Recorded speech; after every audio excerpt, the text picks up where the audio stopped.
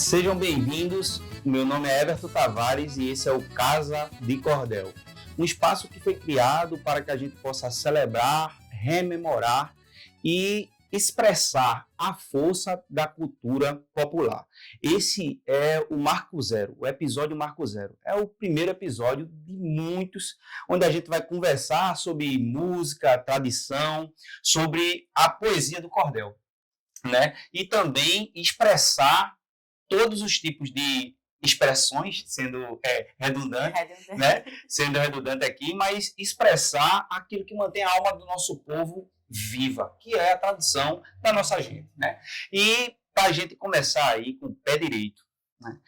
A gente teve a honra, na verdade uma grande honra, de ter aqui conosco uma artista, cantora, compositora, cordelista, apresentadora, radialista. É extenso aqui o currículo dela e a gente está muito feliz com a presença de Mari Bispo. Mari, seja muito bem-vinda. Obrigada. Ela veio aqui para Buenos Aires, né, para nossa terrinha, nos dá essa honra de participar do Casa de Cordel. Mari, a princípio, a gente queria que você se apresentasse, né, para as pessoas, para quem não lhe conhece, né, contasse um pouco sobre a sua trajetória, onde você nasceu, de onde tu é, assim, o que te levou a esse ramo, né, da poesia de cordel e tal. Vamos embora. Olha, eu falo um bocado, viu? O podcast é meu lugar favorito, porque é pra gente falar, pra gente conversar e prosear. Primeiro dizer que eu estou muito feliz de estar aqui, né? A responsabilidade de estrear o podcast Casa de Cordel, que eu traga, né? Seja um arauto aí das coisas boas e que tenham vários outros episódios, porque eu quero assistir também. Mas eu sou cordelista já com 18 anos de trajetória, né? Comecei cedo o meu mergulho na literatura de cordel e eu gosto muito de dar esse depoimento, principalmente quando eu estou aqui entre professores. E falando também, acredito, para um público de muitos professores que vão nos assistir. Foi numa aula de literatura, no ensino médio, que eu conheci o movimento armorial de Ariano Suassuna. E fiquei completamente encantada. E a professora, vendo aquele meu encanto, ela percebeu que podia explorar mais e que podia me levar para um mergulho mais profundo. E ela disse, você está gostando disso que Ariano faz? Você está encantada com esse movimento? Você precisa conhecer a fonte da qual ele bebia. E ela disse, vamos mergulhar na literatura popular. E aí começou a me mostrar um pouco da literatura de cordel, dos versos, da métrica, né, toda aquela especificidade estética do cordel. E eu fiquei mais encantada ainda, né, quando eu fui mais profundamente para as raízes ali, para a fonte onde Ariano bebia. E cheguei em casa muito empolgada falando dessa experiência, desse conhecimento novo que eu tinha adquirido, falando dos versos, querendo memorizar meus primeiros versos. E minha mãe em casa falou assim, rapaz, eu trabalho com uma pessoa que ele é bem importante nessa coisa de cordel. Veja, ela não tinha nem ideia de quem ela estava falando, do tamanho da importância daquela pessoa. Mas era José Honório, que foi criador da União dos Cordelistas de Pernambuco, a extinta Unicordel. E aí, mamãe me juntou com o Honório. Ele ficou muito feliz de ver uma moça assim tão jovem. A Unicordel era uma instituição? Era uma associação, né? Que os cordelistas na época, eu acho que nos idos ali de 2004 a 2008, mais ou menos, eles criaram para fazer uma representação, né, dos cordelistas, principalmente dos cordelistas de Recife, né? Mas era uma associação com a proposta de alcance estadual. E aí, na Unicordel, eu conheci Honório, que era o fundador, né, um dos fundadores. Conheci Suzana Moraes, que é uma grande cordelista, minha comadre e vizinha. Hoje em dia, a gente mora no mesmo prédio. E ela era uma das poucas mulheres, na época, que faziam cordel. E foi uma grande inspiração para mim, conhecer outra mulher cordelista e atuante como ela. Isso eu estou falando lá de 2006, 2007, mais ou menos. Você disseste que tem 18 anos de carreira. 18 anos de então, trajetória. Até tua carreira já é maior de idade. Eu fico brincando, porque agora em agosto minha carreira chegou à maioridade. A maioridade. Né? Já está de maior, assim. E aí, foi isso. Eu comecei a participar dos saraus da Unicordel, dos recitais. A gente realizava os recitais nos mercados públicos do Recife, um ambiente bem boêmio, né? No Mercado da Boa Vista, no Mercado da Madalena. Que legal. E era aberto ao público, microfone na rua, era uma coisa bem mambembe, assim, né? Bem... Entendi. E vocês recitavam os cordéis assim, na rua? A gente recitava. Inicialmente, eu comecei a recitar cordel de Suzana Moraes, de outras pessoas, de Gessia Quirino, de outros poetas consagrados do próprio José Honório. E aí, arrisquei ali meus primeiros versinhos e Honório disse, rapaz, abemos poeta. Você escreve. Você já está na métrica, você já tem domínio da rima, da estrofação. Começou a me dar ali umas orientações, fazer minhas revisões. E o primeiro cordel que eu publiquei se chama A Mãe que Pariu o Mundo.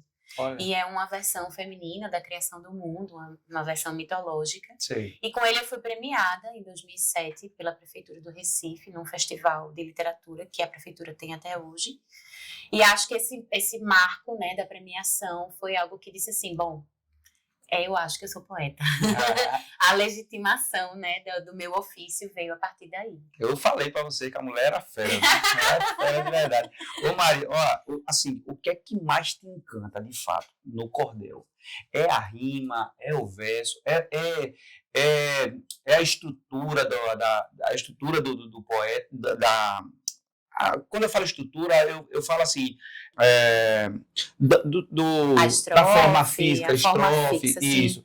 O que é que mais te encanta fazer no cordel? O que é que tu gosta mais? Para mim, o cordel ele é muito sensorial, né? Ele é essa multiplicidade, é um grande brinde aos sentidos, né? Porque um amigo uma vez disse que era uma oralitura, é uma literatura oral, é feita para ser dita em voz alta, para ser partilhada em voz alta. Então tem a sonoridade, a musicalidade, a cadência que vem com a rima, que vem com a métrica, né?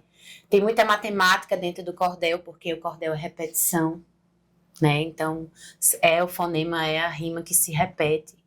E o tamanho do verso que vem de metro, né? Métrica vem de metro, então também é matemática. Tem a dimensão artesanal, né, do folheto, de como ele se apresenta, de onde vem esse nome cordel, da xilogravura que ficou ali aliada à literatura de cordel durante vários anos, né, várias décadas, e fez boa parte das capas que se popularizaram.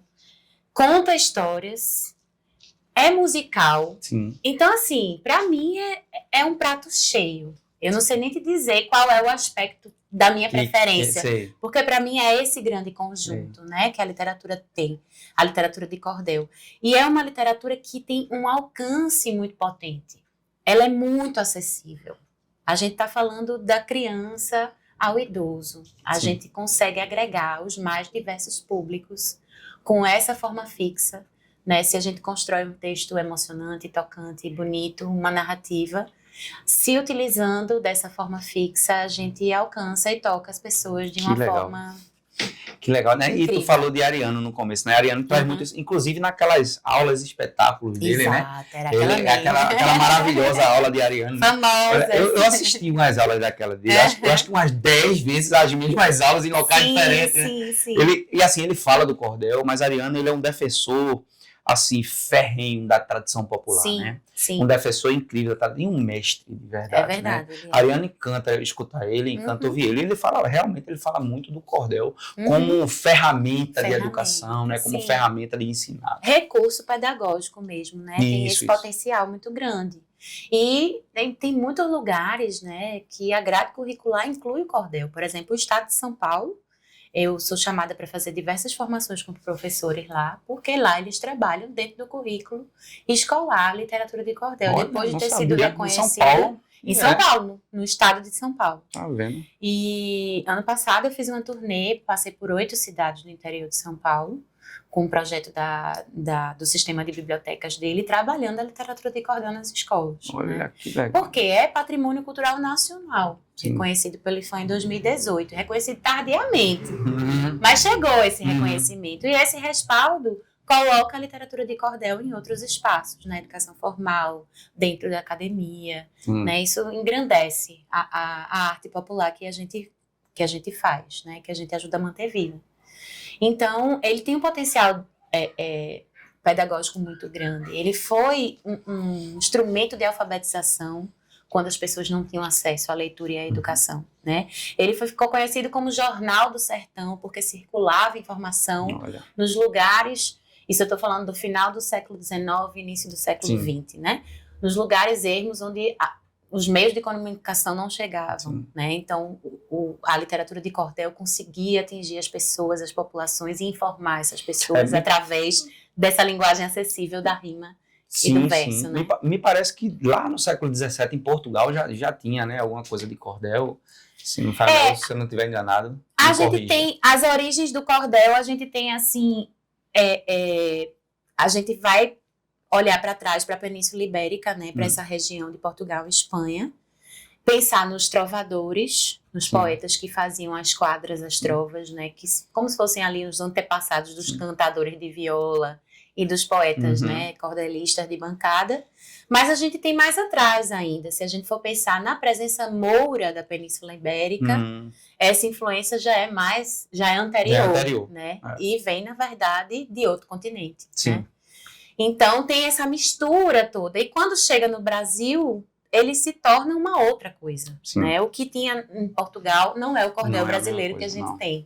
Aqui a gente estrutura a cestilha, né? A gente se despede mais da quadra e da trova, aqui a gente estrutura a cestilha, que é mais maleável, que é mais fácil da gente escrever uma narrativa. Ou seja, o nosso cordel é genuíno. Né? O nosso cordel é genuíno. Não é à toa que ele vira patrimônio, né? Porque ele realmente aqui começa a se estruturar de uma outra forma. Claro que no início a gente ainda tem esses elementos do medievo, a gente ainda tem essa pegada, né? Como se fosse contos com dragões, com princesas, né? Com corte, castelo. Mas depois a gente já começa a ter os elementos, né? Os cangaceiros, o diabo, o misticismo da gente, os movimentos messiânicos começam a influenciar nas histórias, as nossas lendas, e aí a gente vai tomando conta e vai fazendo, transformando o cordel no que ele é hoje.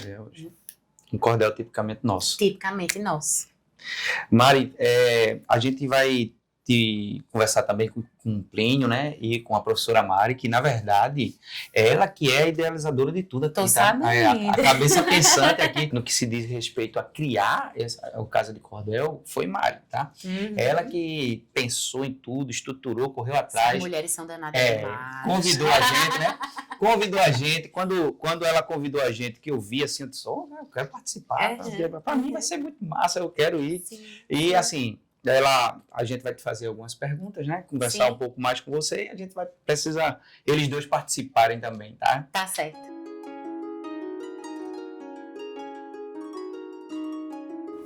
Boa noite, gente. Boa noite, Mari. Eu queria estender a minha gratidão pela sua presença aqui no nosso primeiro podcast e dizer que a gente está muito feliz de acolhê-la, né, aqui nesse nosso podcast. E eu queria, de início, fazer um acolhimento diferente, né? Uma coisa que eu gosto também de fazer, que é o cordel. Eu escrevi alguma coisa para você, né, e para nós, né, para o nosso programa. Espero que vai agradar. Vamos ver. Primeiro dos episódios, esperamos ser prodígio. Para subir em nosso pódio, simplesmente Mari Bijo. Representatividade viva, brisa ou forte vento. Mulher guerreira e ativa. Sua arma é o talento. Buenos Aires lhe abraça. Sinta-se à vontade. Nossas cores, sua graça. Começo de uma amizade. Só queremos cultuar a tradição. Vinda de além-mar, a terra de Gonzagão. Essa é a Casa de Cordel, a nossa literatura. Cada verso tem um mel do povo que aqui figura. Ei! Eu queria que você se sentisse acolhida, demais, não só por essas palavras, mas, né, pelo nosso povo aqui, pela nossa amizade. Espero que a gente comece aqui uma boa conexão, né? Vamos à pergunta. O que eu gostaria de explorar, né, de que a gente pudesse conversar sobre. Como professor, né, a gente observa muito o comportamento da juventude, né, na escola, sala de aula. Sim. E as coisas que eles vêm fazendo, ouvindo, né, comentando. Como você acha que o professor de português pode usar os versos do cordel, levando em conta a fonética rimada, né, que também é encontrada em outros âmbitos, até os âmbitos musicais que os jovens ouvem hoje, né? No caso, o trap, né, que é muito comentado, e o trap é rimado. E a gente poderia procurar uma aproximação entre o cordel e o trap, de alguma forma, vincular, linkar a tradição à modernidade, ou não, cada coisa tem o seu lugar e não se mistura. O que é que você acha? Eu adoro fazer. Primeiro, minha gente, ganhei um poema, eu quero levar para casa. Quero emoldurar, já adorei. Obrigada, viu, Plínio? Dizer que eu estou muito honrada, né? Já falei para Everton, mas amando participar. E essa experiência que a gente está tendo hoje já é uma ruptura de linguagem para falar de cordel. E eu sou muito adepta dessas rupturas e dessas propostas de inovação para a gente falar da tradição. Porque eu acho que é assim que a gente perpetua, né? Certo. Então, eu tenho, por exemplo, um canal no YouTube que se chama Cordel Animado, que eu gravo histórias em vídeo, utilizando vários recursos cênicos para cativar esse público infantil, né? Eu tento trazer várias linguagens, né? As histórias em quadrinho, fazer misturas de manifestações mesmo e de propostas para que o público tenha um acesso amplo à literatura de cordel e falar de um público amplo também, de várias faixas etárias, né? Eu tenho um amigo chamado Clécio Rimas, que ele é um grande poeta, mora lá em Recife, e ele faz uma vivência, ele é DJ também, e ele faz uma vivência de rap e repente. Olha. Já fica aí a ideia para vocês convidarem Olha Clécio só. Rimas para um Boa. episódio do Casa de Pode ser o Cordel. segundo da lista. Mas ele faz muito essa vivência nas escolas, né, com os adolescentes, com os jovens, com essa proposta de dizer, olha, o cordel é tradição, é antigo, é patrimônio, mas não está distante da poesia popular contemporânea, que a Certo. gente vê nas ruas, que a gente vê na música pop, né, digamos assim, na música que eles consomem, né? E aprender essas técnicas, essas nuances da forma fixa que é o cordel, viabiliza a criação do estilo musical que eles curtem, né? Pode servir de ferramenta para eles fazerem composições autorais, para eles se expressarem, para eles fazerem trabalhos da disciplina, né, de literatura. Isso. Ou de outras disciplinas também, porque a gente tem essa possibilidade de intertextos, né, do Certo. cordel com várias outras disciplinas. O cordel é muito versátil. Então, eu acho que tem muito pano para manga quando a gente faz essa junção, né? Quando a gente pensa, sim, a literatura de cordel é tradição, mas quando a gente fica imaginando possibilidades de como dialogar com as novas gerações, né, e com o que está nos rodeando em A contemporaneidade. gente procura fazer isso em sala de aula porque os jovens têm pouco acesso, infelizmente, ao que é tradicional, né? Eles estão também vivendo uma nova era, modernidades, outro tipo de música, mas a rima persiste. E a gente pode pegar a rima e trabalhar também, Isso. né? Puxar para um cordel, mostrar o que é um cordel, aliar ao chamado trap, né? Que eles ouvem muito, é muito rimado. No caso deles, no caso do trap, do rap, das variações do próprio hip hop, não tem uma métrica tão fixa como, e tão ortodoxa como um cordel. Mas existe um tamanho que cabe dentro da célula musical, né? Que cabe dentro de uma prosódia musical. Então, conhecer da métrica do cordel também ajuda, né? Se você quer compor dentro dessa proposta mais contemporânea. Eu tenho alguns experimentos que eu gosto de fazer. Na pandemia, eu criei um cordel para meditar. Eu fiz uma meditação guiada em formato de cordel, numa proposta, né, de você fechar os olhos, embarcar, fazer uma respiração, mas com rima, com verso, rima, métrica, né, e uma narrativa em cordel. E aí também tenho várias outras propostas, por exemplo, lancei recentemente uma coletânea de cordéis sobre os orixás, uma proposta de quebrar um pouco um preconceito religioso, né?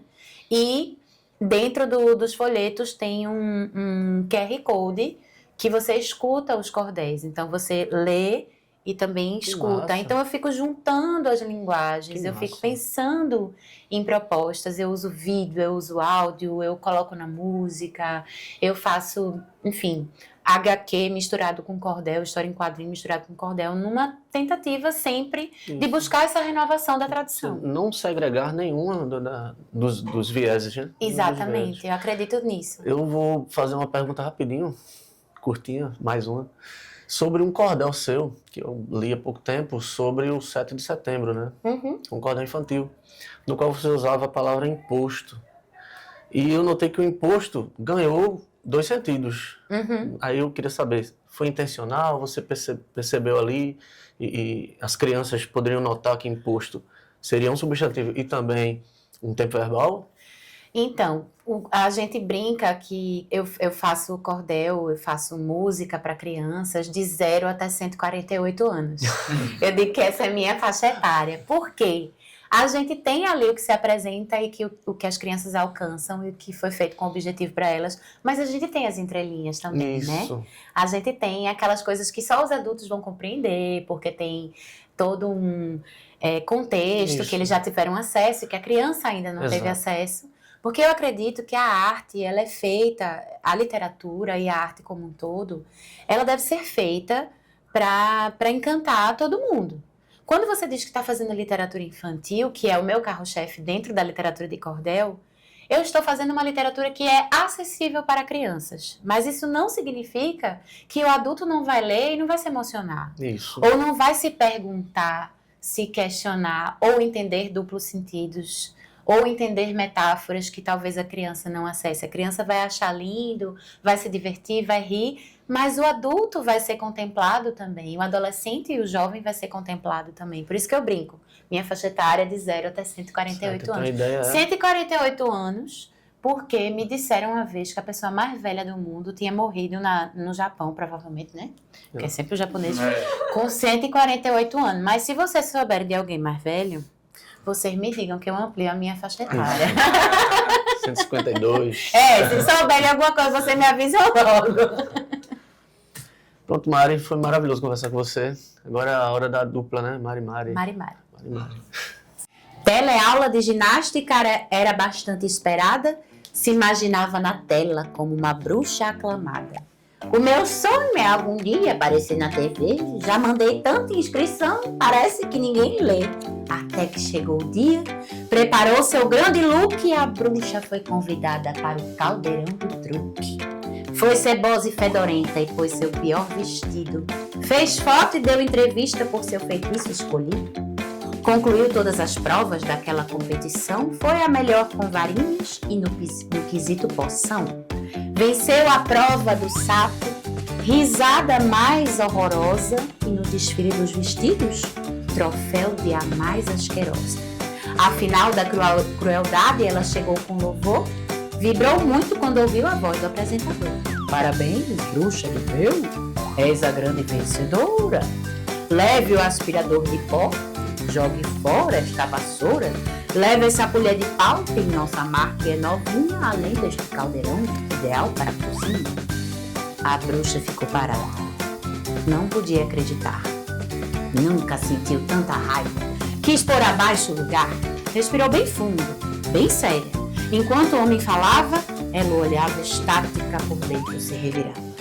Na entrevista final, para fechar a edição, ela até se controlou, mantendo a educação. Mas quando lhe perguntaram em cadeia nacional se ela estava feliz, não pôde ser cordial. Estou bem decepcionada, digo com toda a franqueza, só porque sou uma bruxa, não mereço a realeza? Quero um dia de princesa com direito a massagista, com passagem para as Bahamas e pacote de turista? Eu duvido que as fadas e as ninfas cheias de fama levem colheres de pau ao vencer no seu programa. Já deu muito brava aqui, viu? Então, Mari, é uma alegria tê-la aqui conosco, né? Na nossa casa de cordel. E eu gostaria de falar um pouquinho com você sobre algumas personalidades, né? Paulo Freire, Ariano Suassuna, que o colega já mencionou aqui, né? E também Marilene Chaui, né? Uhum. Vamos ver o que a gente consegue colocar aqui para o público um pouquinho sobre essas personalidades para enriquecer mais o nosso momento, né? Sim. Mari, minha quase xará, né? Muito interessante você trazer essas personalidades, porque eu sou fã, né, desses 3 nomes, e porque a literatura de cordel também tem essa capacidade de biografar né, as pessoas. Inclusive, um dos cordéis mais famosos da história da literatura de cordel é um cordel que relatou a morte de Getúlio Vargas e que, a reboque, traz um pouco da biografia desse político, né? Ele foi um best-seller, digamos assim, da época, e tinha esse tino biográfico. Então, isso é muito recorrente na história da literatura de cordel. Tem uma exposição em cartaz lá no Recife, que é o Vidas em Cordel, né, na verdade, e que traz essas biografias todas, inclusive a de Paulo Freire. E eu escrevi um cordel, que é esse aqui, Encontro com Paulo Freire, pelo centenário, né, de Paulo Freire, só que eu fui bem ousada. Eu fiz um cordel onírico, assim, como se fosse um sonho, em que eu encontro Paulo Freire, de fato, né? Porque a gente que é poeta, a gente tem licença para imaginar e para inventar. Então, eu trago um pouco da biografia, da obra dele, mas eu também me permiti colocar nesse lugar, né, da licença poética e de imaginar um encontro ali, dentro de um sonho, de conhecer e apertar a mão do Paulo Freire, de ouvir ele falar diretamente comigo, né? Imagina que honra, né? Mesmo em sonho foi uma honra para mim poder pensar em encontrar Paulo Freire. E Ariano é altamente biografado também, né, em cordel, e é um dos responsáveis por essa retomada, porque o cordel viveu ali uma fase de declínio, com, né, o desenvolvimento dos meios de comunicação, com a disseminação do rádio, da televisão, mas com o movimento armorial começa um processo de retomada desse olhar para a literatura popular e a literatura de cordel nesse bojo, né? Então, ele tem muita responsabilidade nisso e tem muitos cordéis falando sobre Ariano. Eu fiz um que se chama João Grilo e Chicó, que é pegando esses dois personagens que ficaram populares na obra dele, né, no Alto da Compadecida, mas adaptando a linguagem para crianças, né, um cordel infantil falando dessa duplinha, né, de mentirosos, João Grilo e Chicó. E Marilena Chauí, eu sou uma grande fã, porque o convite à filosofia que ela faz a todo mundo compactua demais com o que eu penso, né, sobre a arte, sobre a cultura, sobre o conhecimento como um todo, que é fazer esse convite de forma acessível, falar de temas robustos, como a própria filosofia, mas de forma que todo mundo possa compreender e acessar. Eu percebi que você tem alguns livros aí, eu trabalho com criança, né, com os anos iniciais. Tem algum desses aí que você poderia ler um trechinho ou recitar sobre para as crianças que também poderiam estar conosco assistindo? Com certeza. Eu tenho vários, né? Minha carreira está fazendo 18 anos, né? Maioridade a gente já brincou aqui, mas eu tenho 17 livros publicados. O 18º deve sair esse ano, então estou correndo atrás para a quantidade de livros acompanhar os anos de carreira. Pode ultrapassar, né? Pode ser 50 livros e 30 anos de carreira, tá ótimo. Mas eu estou correndo atrás, assim, para ter várias publicações. E os meus livros, eu faço questão de publicar o folheto no formato mais tradicional, né? E levo meu varalzinho, minha maleta de cordel, para mostrar para as crianças esse formato mais tradicional, né, original, digamos assim, do folheto, né? Mas eu também trago o livro, né, mesmo escrito em formato de cordel, eu também trago ele no formato livro, porque é um suporte mais acessível para crianças, inclusive na primeira infância, poderem manusear, porque o folheto é mais sensível, né, tem uma durabilidade menor. Geralmente não traz ilustrações no miolo. Esse aqui, o Cordel Mais Nojento do Mundo, que inclusive é um best-seller, viu? Criança adora nojeira, né?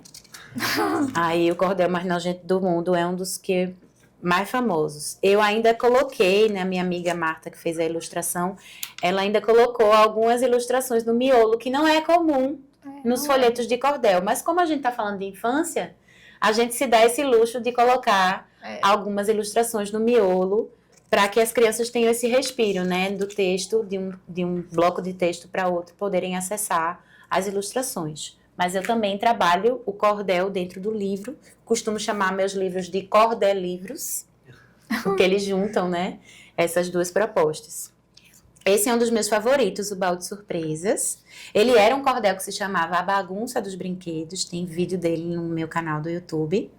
Mas eu posso ler um trechinho para vocês. Fala de brinquedos populares. E ele é escrito em cestilhas e diz assim: no baú da minha casa escutei um burburinho. Parecia uma conversa, fui chegando de mansinho e encostei o meu ouvido na tampa do baúzinho. Então, abri uma brecha para poder descobrir o que estava acontecendo, para ver além de ouvir, e pensei comigo mesma, o baú eu vou abrir. Qual não foi minha surpresa quando vi a discussão entre um monte de brinquedos na maior agitação? Uns gritavam, outros riam, era grande a confusão. Logo vi Mané Gostoso fazendo estripulia, dizendo, sou acrobata, muita gente me aplaudia, posso até virar atleta. E alguém gritou, mas Pia. Depois, o peão falou, e eu sou equilibrista. Rodo e não caio, sou melhor e não insista. Desta caixa de brinquedos eu sou o verdadeiro artista. E a peteca remendou, eu sou bem mais divertida. Pulo de uma mão para outra, tenho penas coloridas, nunca canso de brincar, minha fama é merecida. E aí o baú vai passeando por esses brinquedos, mostra outros personagens, né? Brinquedos populares, o ioiô, o rói-rói, o catavento.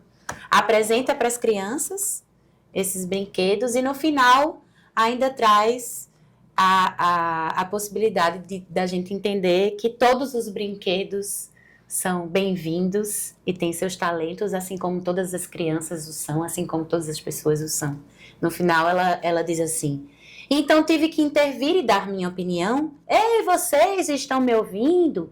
Eu falo de coração, todos são muito queridos, prestem bastante atenção. Não há como comparar, cada qual tem o seu dom. E não existe essa coisa de um ruim e outro bom. Acho que eles entenderam. E abaixaram logo o tom. Começaram a sorrir e disseram, obrigado, obrigado. E eu fiquei ali brincando com o baú encantado, como se naquele instante o tempo houvesse parado. Muito bem, lindo, encantador. E aí, o cordel tem essa versatilidade, né, da gente trazer a narrativa. O cordel mais nojento do mundo, por exemplo, não é narrativo, ele traz blocos ali de nojeiras, né, de tirar, fazer a limpezinha no salão, de soltar um pum, de não escovar os dentes, mas aí é um convite para as crianças escovarem os dentes. Na verdade, é um cordel que fala de nojeira, mas no final das contas quer educativo. Educar sobre a higiene, né? Educar sobre a higiene. Mas o cordel pode ser narrativo, pode ser não narrativo também, pode falar sobre os mais diversos temas, pode se apresentar nos mais diversos suportes. Então, eu trago no folheto, eu trago no livro, eu trago no podcast, no audiolivro, no canal do Cordel Animado no YouTube, em formato de vídeo, e tenho um espetáculo que eu apresento com a minha irmã, Mila Bijo, que se chama Cordel Animado. E que a gente faz essa dupla, eu conto as histórias e canto algumas cantigas que permeiam o espetáculo, e ela faz a parte da trilha sonora, da sonoplastia, usa uma infinidade de instrumentos musicais, toca violão, pandeiro, escaleta, banjo, vários cacarecos, apitos sonoros para trazer ambiência para as histórias. A gente faz um espetáculo teatral todo de histórias autorais em cordel, né? Com essa proposta de alcançar esse público leitor em formação. Eu tenho uma pergunta ainda para você, né, como pedagoga e gestora cultural. Eu penso muito no papel da cultura popular para a educação e para a identidade do nosso povo. O cordel, nesse sentido, é uma prática que sempre me chama a atenção, né? Então, a filósofa Marilene Chauí nos lembra que a cultura popular é uma força de resistência diante da cultura dominante. Então, pensando nisso, você acredita que o cordel ainda está presente hoje na sociedade? Ou seja, que ele continua sendo uma prática viva? Olha, eu acho que sim, sou porta-voz disso. Eu acho que a gente vive uma retomada, né, de algumas manifestações da cultura popular, de uma prática de valorização dessas raízes, né, que a gente tem de reconhecimento Eu acho que a gente tem um privilégio aqui em Pernambuco de uma identificação com a cultura popular muito forte. A gente tem muito orgulho do nosso estado, da nossa bandeira, do nosso hino, das nossas manifestações populares, né? A gente tem muita sorte de estar localizado, né? De estar nesse país Pernambuco que a gente brinca, né? Nosso país Pernambuco.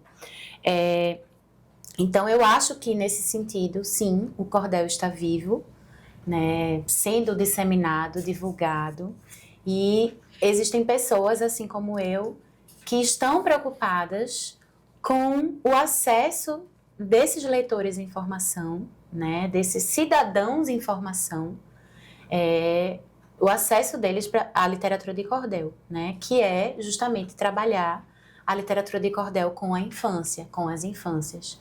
É uma militância como mesmo. Gênero textual, né? É como gênero textual, mas também como possibilidade de entretenimento, né? Porque a gente sabe que as redes sociais, que a mídia está muito forte dentre as crianças, né? O TikTok, o YouTube.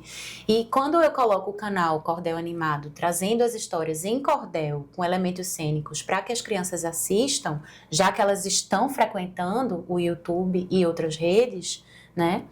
Então, a gente também se coloca como um espaço de resistência, né? De trazer a cultura popular aliada ao entretenimento e aprendizado ao mesmo tempo, né? E se colocar e dizer, opa, tem conteúdo bom para as crianças assistirem, acessarem, aprenderem, entrar em contato com o seu próprio sotaque, porque a gente vê crianças nordestinas perdendo os seus sotaques porque estão consumindo youtubers, influenciadores que são do Sudeste. Isso. Né? Então, o canal da gente, o Cordel Animado, e outros, né, e outras propostas como o Cordelcast, que é um podcast que eu tenho nas plataformas digitais, né, de áudio, para as crianças ouvirem histórias em cordel. Os livros que têm o QR Code para você ouvir as histórias em cordel trazem esse sotaque nordestino para as crianças se reconectarem com o seu próprio sotaque e para crianças de outras regiões se conectarem com a diversidade de sotaques e não acharem que o seu sotaque é o único que predomina e que é o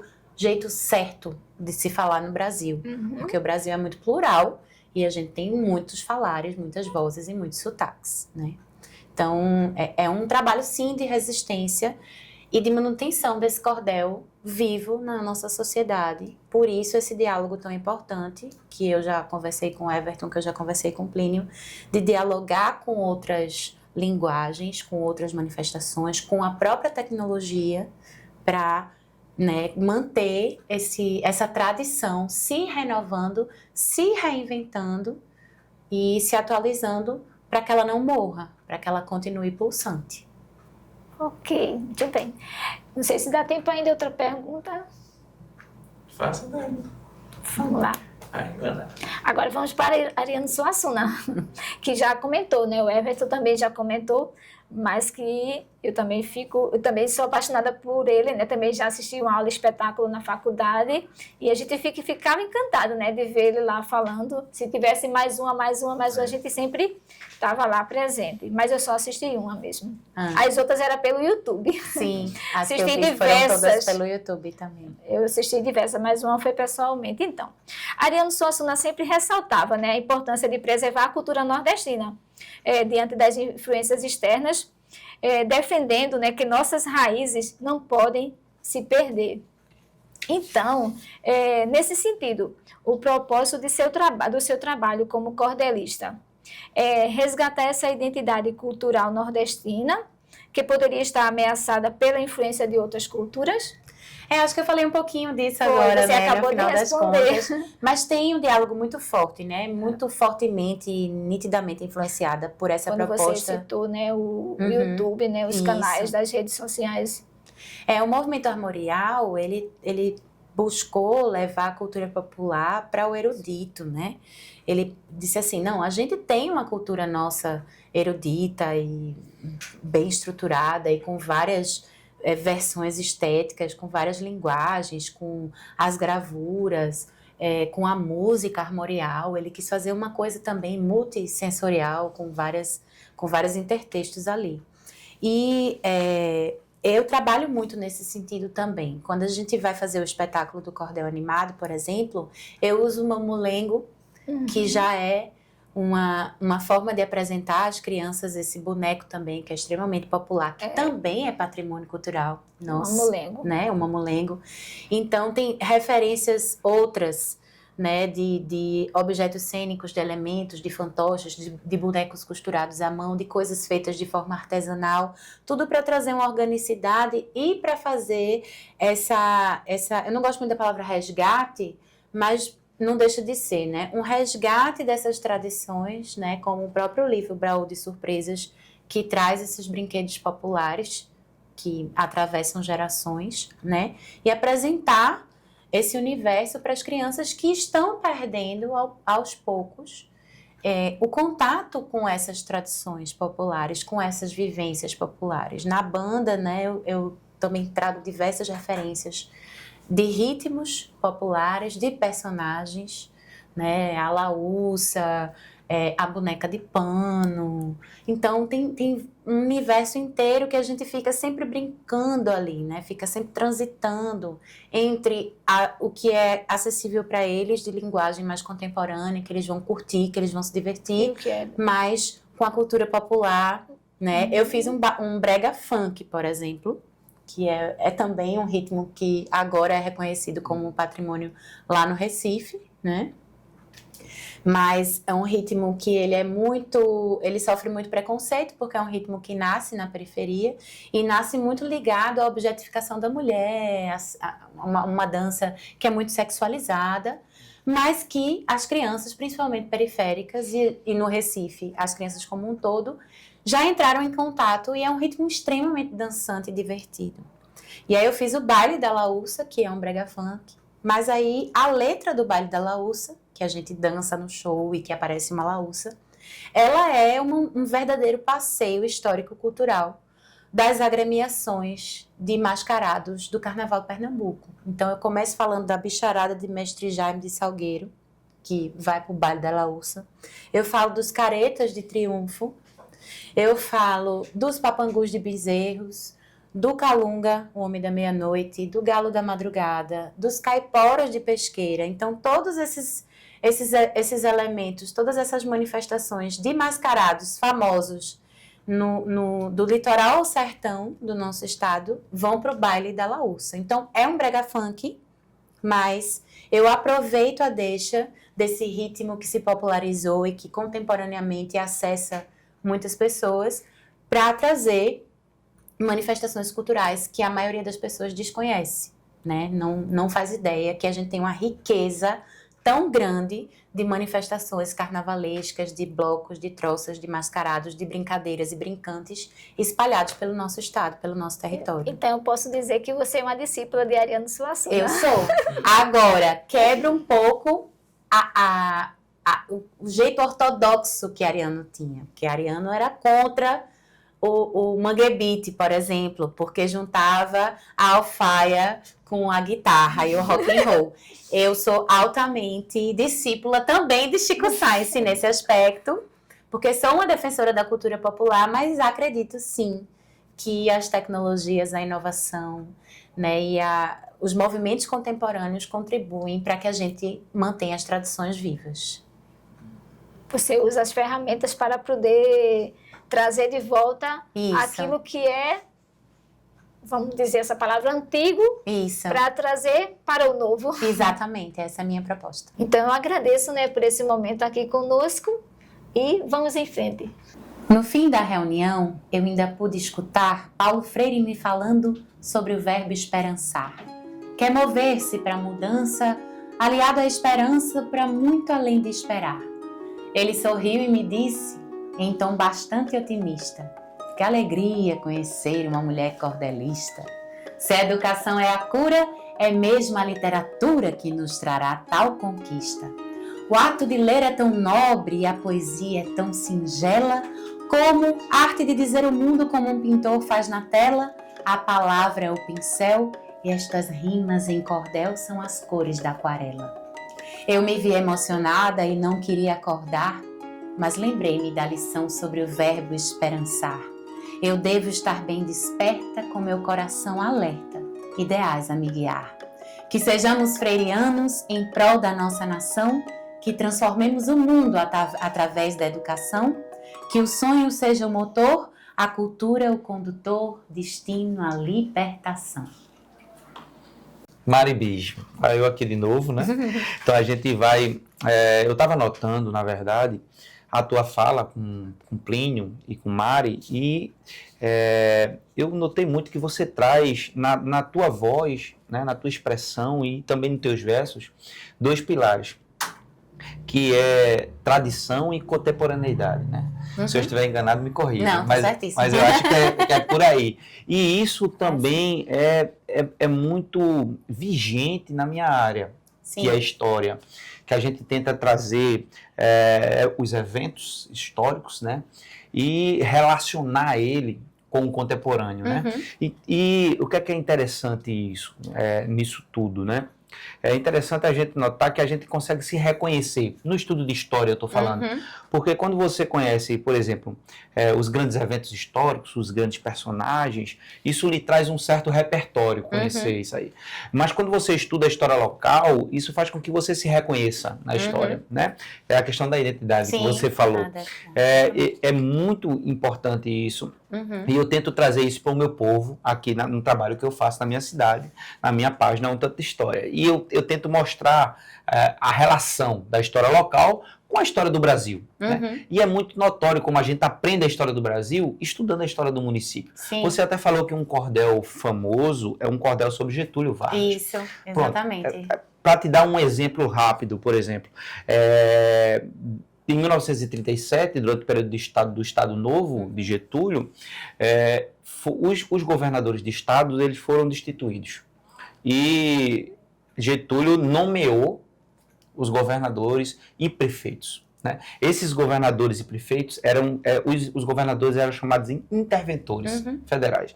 E esses interventores nomeavam os prefeitos. Né? E a gente tem um munícipe nosso que foi nomeado para várias prefeituras de Pernambuco. Foi prefeito de Nazaré da Mata, de Bonito, de Limoeiro. Né? Então, assim, quando você passa para as pessoas que houve um munícipe aqui que foi nomeado durante o período getulista, aí a pessoa começa a entender mais de um contexto geral a partir do contexto do município, né? Sim. Então, eu queria te fazer uma pergunta nesse sentido. Tomara que eu saiba responder, porque eu estou tendo aula aqui, viu? A pergunta é a seguinte, né? Como a gente pode encontrar um diálogo entre o cordel e a história local, para que a partir desse diálogo a gente possa transformar o cordel e a história local numa ferramenta de educação e de cultura para essa nova geração? Olha, eu acho que é um casamento perfeito. Eu acho que a história local e a literatura popular, né, elas formam uma dupla imbatível para a gente disseminar esse conhecimento que parte do micro para o macro, né? Que parte da nossa identidade de povo, de comunidade e expande para a nossa identidade de nação, e, enfim, maior, né? Digamos assim.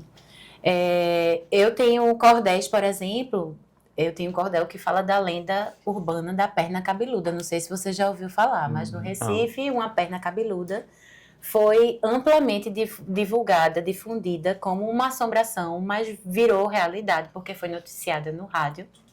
Foi mesmo. Na década de 70, por um radialista vivo até hoje, o grande mestre J. Ferreira. E ele um dia estava ocioso nas madrugadas, nas coberturas da madrugada da rádio, e falou dessa perna cabeluda que ninguém sabe nem de onde ele tirou.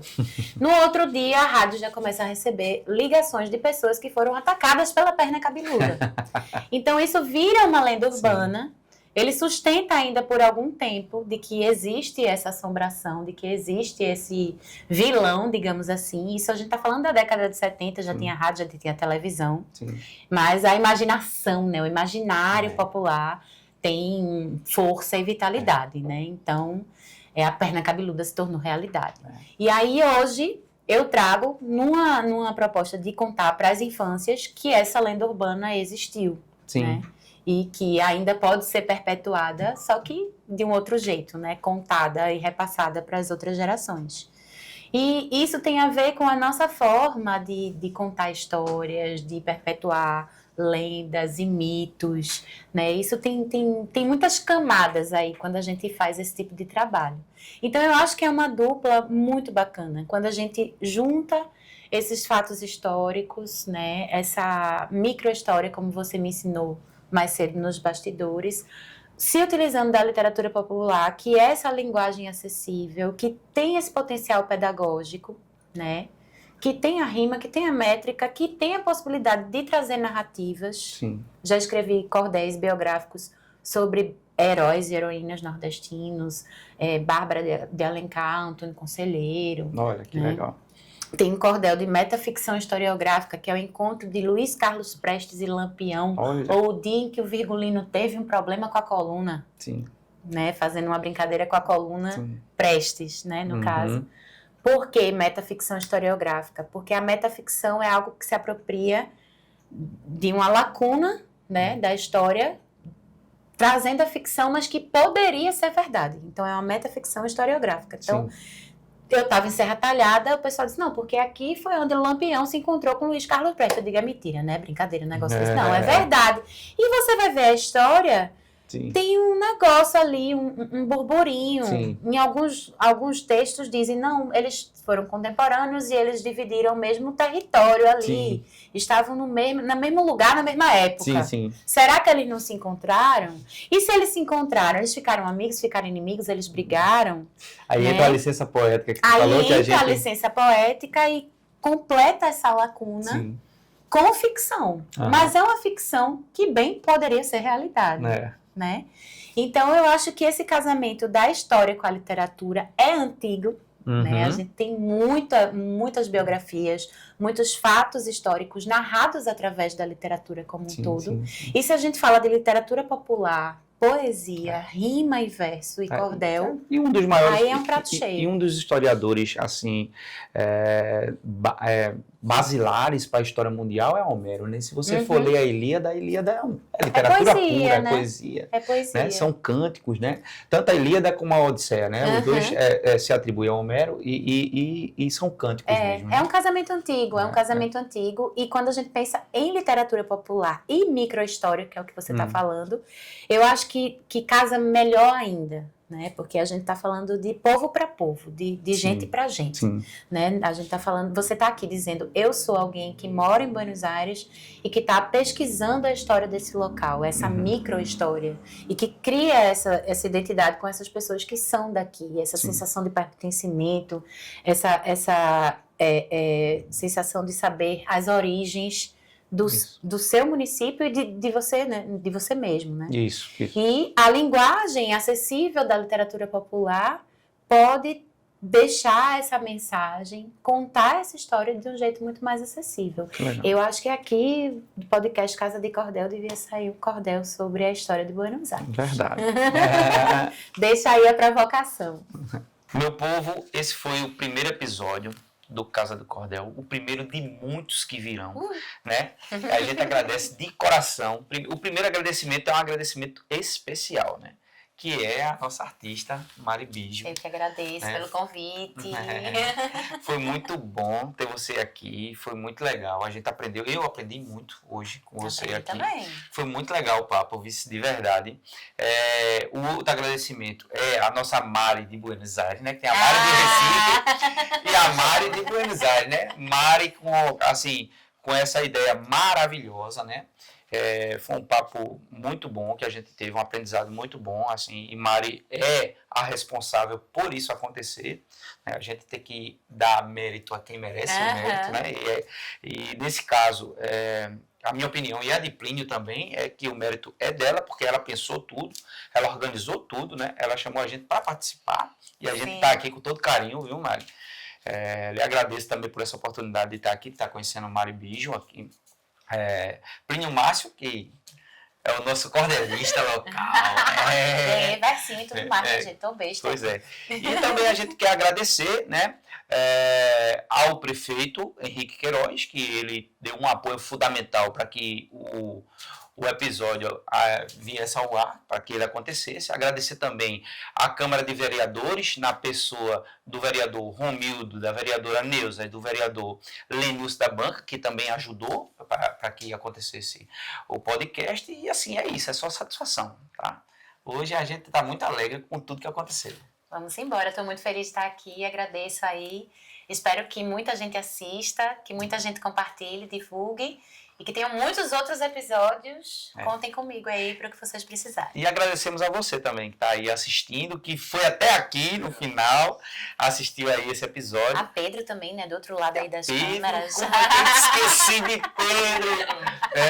Pedro aí, que é uma fera aí, né, do audiovisual, tá aí gravando com a gente, teve toda a paciência, corta, vai ali. Ó, muito legal, um abraço, Pedro, valeu. E é isso. Até a próxima. Tchau, tchau. E tem um dos melhores cafés do mundo, que é um café do Jacu, sabe? O Jacu Bird, Jacu Bird, olha. Aí, aqui tinha um engenho chamado Jacu, porque tinha vários E qual é a surpresa, Bora? Quero saber. Não tá gravando, não? Tá ainda boa? Vai, cadê? Vai tocar, Vai lá, Mari. Não, é nada. Olha aqui. A surpresa aqui, ó. Menino, que chique. Participação. Poxa, cadê minha caneta aqui? Meu autógrafo. Que chique. Vou botar lá nos meus certificados. Adorei. O café tá bom.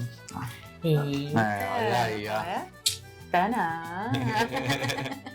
Bora juntar agora assim pra gente fazer uma foto. Assim.